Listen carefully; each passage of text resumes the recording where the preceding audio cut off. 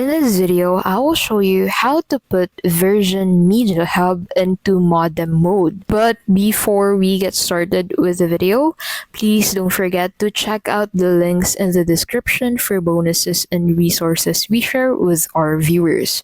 So to be able to enable Modem Mode on the Super Hub, what you'll need to do first is to go ahead and access your Super Hub's web interface or GUI from your browser.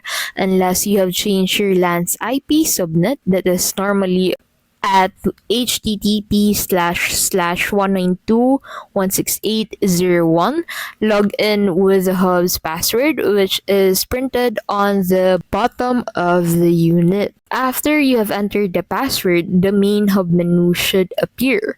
So on the left hand side, click on Modem Mode, that's on Super Hub 3. If you have a Super Hub 1 or 2, go to Super Hub settings and instead to find the Modem Mode menu. Now, this simple menu now allows you to switch between modem and router modes. So click the Enable Modem Mode selection button and then click on that Apply Changes button. Now the hub will now reboot and restart its connection. This can take a few minutes. Remember, when you enable a modem mode, the hub will no longer provide Wi-Fi access.